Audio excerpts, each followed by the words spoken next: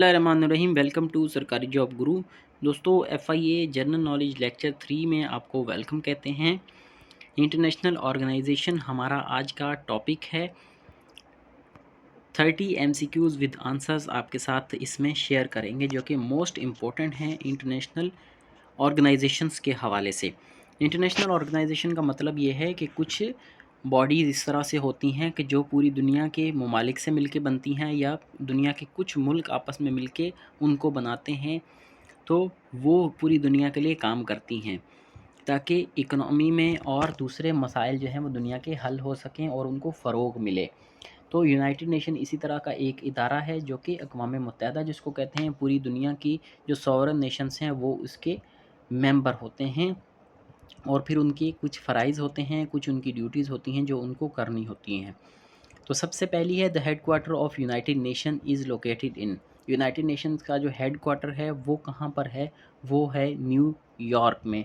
United nation के तकरीबन सारे जो इदारे हैं या जो मेजर इदारे हैं वो न्यूयॉर्क में ही हैं। सिर्फ एक जो मेजर ऑर्गन है वो है इंटरनेशनल कोर्ट ऑफ जस्टिस, वो द हैग नेदरलैंड्स में उसका हेडक्वार्टर है, बाकी सबका न्यूयॉर्क में है। बाकी इसकी सब्सिडियरी बॉडीज़ हैं, उनके हेडक्वार्टर्स अलग अलग हैं पूरी दुनिया में। United nation was established in 1945 में यूनाइटेड नेशंस का क़याम हुआ था। 1945 में दूसरी जंग अज़ीम को ख़त्म करने के लिए यूनाइटेड नेशन बनी थी ताकि दुनिया में तीसरी जंग अज़ीम ना हो। तीसरा क्वेश्चन है, which UN organ is primarily responsible for maintaining international peace and security. दुनिया में कौन सी ऐसी बॉडी है या कौन सी ऐसी ऑर्गेनाइजेशन है जो दुनिया में अमन व अमान कायम रखने की जिसके ऊपर ज़िम्मेदारी है? तो वो है जी सिक्योरिटी काउंसिल। ठीक है, यूनाइटेड नेशन का कौन सा ऑर्गन है? सॉरी, यूनाइटेड नेशन में तो है, लेकिन यूनाइटेड नेशंस की भी जिस तरह से मैंने बोली ना कि 6 उसके ऑर्गन्स हैं, बड़े ऑर्गन्स हैं, उनमें से किसकी ज़िम्मेदारी है? तो वो है security council. Security council 15 member पे मुश्तमिल होता है। 5 इसके परमानेंट मेंबर हैं जिसको वीटो मेंबर भी बोला जाता है, उनके पास वीटो पावर है। और 10 नॉन परमानेंट मेंबर इलेक्ट होते हैं हर 2 साल के बाद। 2 साल तक वो मेंबर रहते हैं और वो नॉन परमानेंट मेंबर होते हैं। 5 परमानेंट मेंबर होते हैं जिसको P5 कहा जाता है। चौथा क्वेश्चन है जी, permanent member of united nation security council are, जिस तरह से हमने भी देखा कि 5 परमानेंट मेंबर हैं जिसमें UK, USA, फ्रांस, चाइना और रशिया, ये 5 ममालिक हैं जो कि परमानेंट मेंबर हैं। अब ये कह रहा है कि नीचे वाला सवाल देखें, 5वां, which country is not a member permanent member of UN security council. मैंने अभी आपको बताया कि UK, USA, फ्रांस, चाइना और रशिया ये यूनाइटेड नेशन सिक्योरिटी काउंसिल के परमानेंट मेंबर हैं। अब इसमें से कौन सा मेंबर ऐसा है जो कि इसका परमानेंट मेंबर नहीं है? तो 3 होंगे परमानेंट मेंबर, 1 नहीं होगा। तो आप बताएं कौन सा है, कमेंट सेक्शन में बताएं। 10 सेकंड का टाइम है।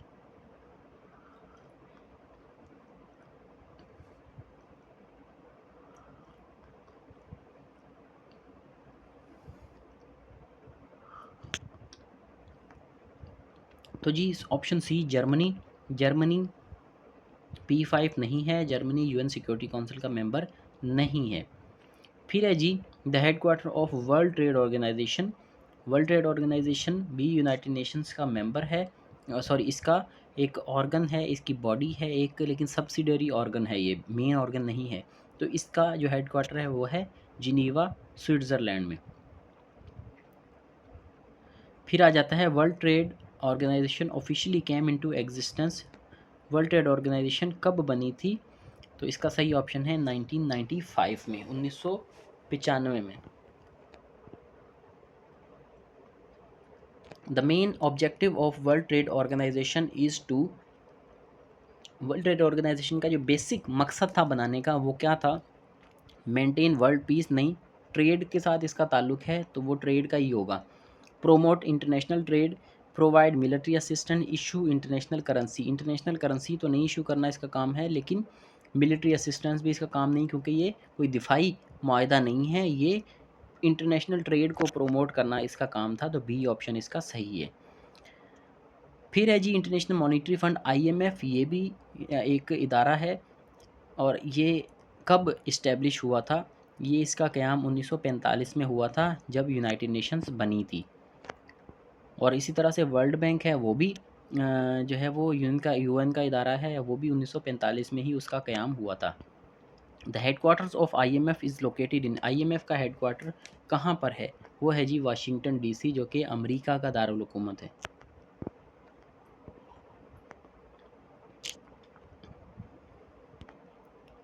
फिर है जी primary function of IMF is to, international monetary fund जो कि 1945 में बना था, इसका हेडक्वार्टर वाशिंगटन डीसी में है। तो इसका बेसिक मकसद क्या है बनाने का, क्या इसका फंक्शन है?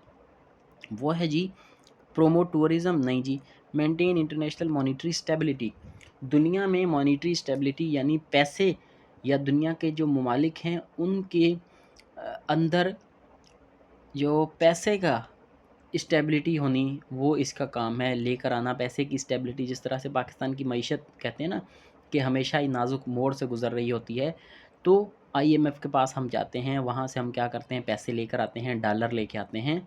तो वो इसका काम है, मुल्कों को असिस्टेंस देती है। ना सिर्फ ये फिर डॉलर देते हैं हमें, हमें ये भी बोलते हैं कि भाई अपने ख़र्चे भी कम करो, ठीक है जी। अपने जो है ना ये जो मराआत हैं अशराफिया की, उसको भी कम करें।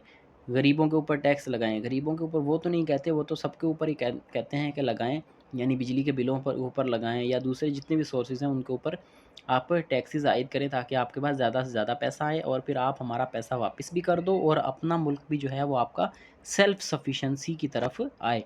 तो ये इनका बेसिक काम होता है। ना सिर्फ ये पैसे देते हैं बल्कि हमें डिक्टेशंस भी देते हैं कि आपने ये काम करना है। फिर आ जाता है the headquarter of world bank is located इन, ये ऊपर व्हाट्सएप नंबर दिया हुआ है 0304366759 इस पर आप व्हाट्सएप करके व्हाट्सएप ग्रुप हमारा ज्वाइन कर सकते हैं, जिसमें फ्री मटेरियल ये सारा शेयर होता है। पीडीएफ लोग मांगते हैं, आप इस वीडियो के नीचे कमेंट भी कर सकते हैं कि पीडीएफ हमें दें, और इस ग्रुप को भी ज्वाइन कर सकते हैं, वहाँ भी आपको पीडीएफ मिल जाएगा। फिर एक दूसरा इदारा है वर्ल्ड बैंक, जो कि वो भी 1945 में ही बना था, वो भी यूनाइटेड नेशंस का ही एक इदारा है।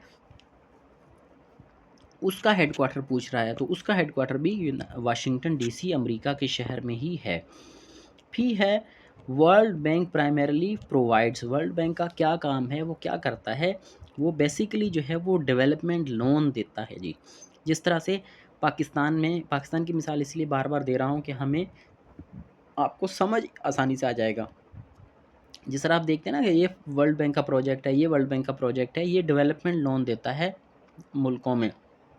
मिसाल के तौर पर सैलाब आ गया तो वहाँ पर वर्ल्ड बैंक का लोन आता है कि लोगों के घर बना के दिए जाएँ, लोगों को रोड बना के दिए जाएँ, लोगों को पानी की सहूलत मुहैया की जाए, स्कूल बना के दिए जाएँ, और इसी तरह के प्रोजेक्ट होते हैं, वो है वर्ल्ड बैंक।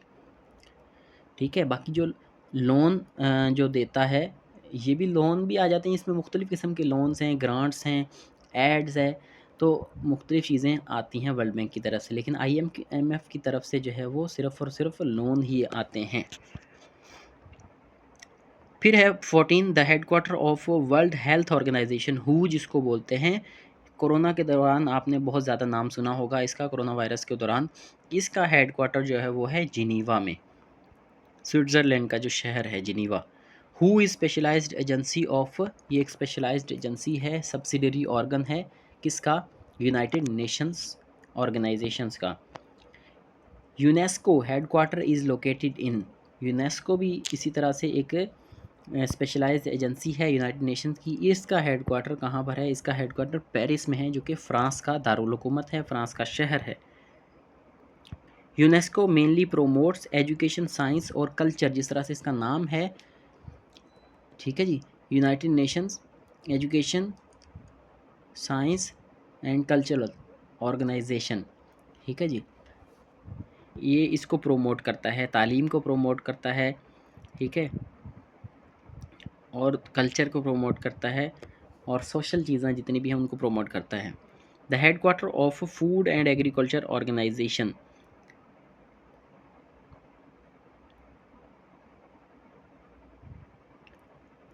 जी हाँ, फूड एंड एग्रीकल्चर ऑर्गेनाइजेशन का हेडक्वार्टर कहाँ पर है? रोम, जो कि इटली का शहर है जी।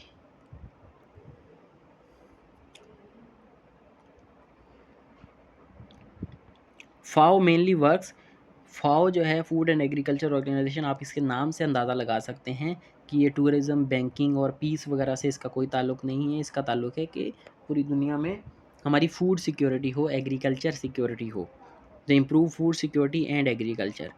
फिर है international court of justice. International court of justice जो है वो मेन ऑर्गन है यूनाइटेड नेशंस का, और उसका जो हेडक्वार्टर है वो है हैग में, जो कि नीदरलैंड का शहर है। बाकी सारे ऑर्गन जो हैं उनके हेडक्वार्टर न्यूयॉर्क में हैं, यूनाइटेड स्टेट्स में।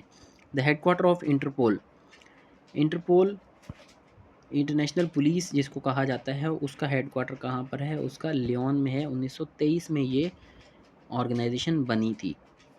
OPEC stands for, OPEC oil से रिलेटेड है। जितने भी ऑर्गेनाइजेशन हैं, ममालिक हैं, ऑयल प्रोड्यूसिंग कंट्रीज़, उनका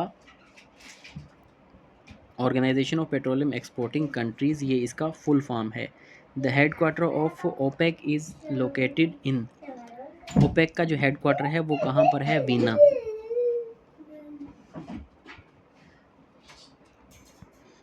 सार्क, सार्क हेडक्वार्टर कहाँ पर है? सार्क का हेडक्वार्टर है काठमांडू में।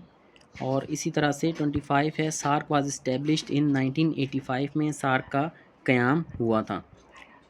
The headquarter of Shanghai cooperation organisation, जिसको SCO भी कहा जाता है, वो कहाँ पर है? उसका हेडक्वार्टर ताशकंद में है।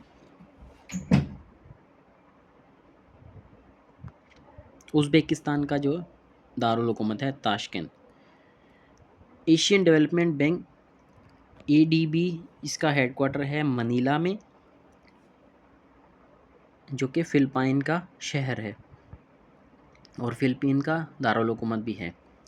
मैं बता रहा हूँ, बताने में भी कोई मिस्टेक हो जाए, मेरे मुंह से कोई दूसरा मुल्क या उसका दारुल हुकूमत निकल जाए, आपने इसको दोबारा से रीचेक कर लेना है, इसमें कोई बुराई नहीं है, ठीक है। I am open to criticism. अगर कोई गलती है तो आप मुझे बताएं, व्हाट्सएप में भी बता सकते हैं, यूट्यूब पर भी बता सकते हैं कमेंट सेक्शन करके, इसमें कोई इशू नहीं है। The headquarter of Islamic development bank ISDB, इसका हेडक्वार्टर जद्दा में है। जद्दा में इसका हेडक्वार्टर है, तो मतलब कि कौन इसको लीड कर रहा होगा? जाहिर सी बात है सऊदी अरेबिया इसको लीड कर रहा होगा।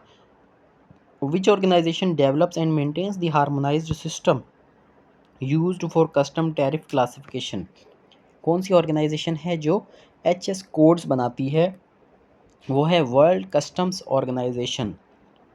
The headquarter of world customs organisation WCO is located in Brussels, ठीक है जी। ब्रसल्स किसका शहर बताया था मैंने आपको? बेल्जियम का शहर बताया था, जहाँ पर यूनाइटेड यूरोपीय यूनियन का हेडक्वार्टर है। तो ये था आज का GK इंटरनेशनल ऑर्गेनाइजेशंस का। इससे पहले वाली वीडियो आप ज़रूर देखें, वो है इंटरनेशनल लीडर्स जो हैं, current world leaders, head of states, head of government, और उनके कैपिटल और उनकी करेंसीज़, जो इम्पोर्टेंट कंट्रीज़ हैं जो आपसे पूछे जा सकते हैं।